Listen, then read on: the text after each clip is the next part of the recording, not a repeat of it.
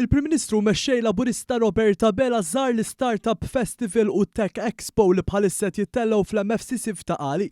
Matul iż-żjara l-Prim Ministru mexxa delegazzjoni tal-Partit Laburista u tkellem ma' imprendituri ħaddiema u esebituri ta' proġetti u inizjattivi varji marbuta mat-teknoloġija, l-AI, il-VR u l-fintech. Il-Prim Ministru sostna li l-qalba diġitali li qed jagħmel pajjiżna wa rifless f'dawn il-kumpaniji li qed jesebixxu l-prodotti u s-servizzi tagħhom f'dawn il-fieri. Dil-fiera nsejħilha bħala showcase tal-opportunitajiet kbar li qed joffri pajjiżna lill-ġenerazzjoni żagħżugħa imma tista' tgħid ukoll lil kull min qed ifittex xogħol irrispettiv mill-età tiegħu. Il-Prim Ministru qal li kemm il-festival u anke l-Expo qed jagħtu opportunità lil startups u kumpaniji li jispeċjalizzaw fl-innovazzjoni u t-teknoloġija biex juru x'opportunitajiet jeżistu għal impjiegi ta' kwalità b'mod partikolari għaż-żgħażagħ. Spjega kif Malta qed tattira investiment f'dawn is-setturi li qed jagħtu opportunità lil wieħed ikollu karriera.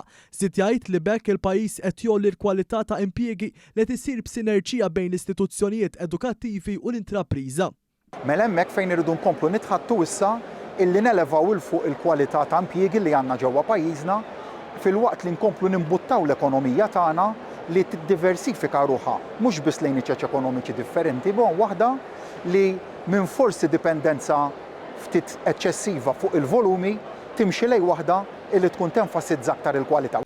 F'dawn il-jiem taħt saqaf wieħed hemm aktar minn 60 esebitur fosthom startups, kumpaniji, investituri, negozji tal-familja u intrapriżi tal-artiġjanat minn setturi ekonomiċi varji fosthom l-avjazzjoni, il-life sciences u t-teknoloġija.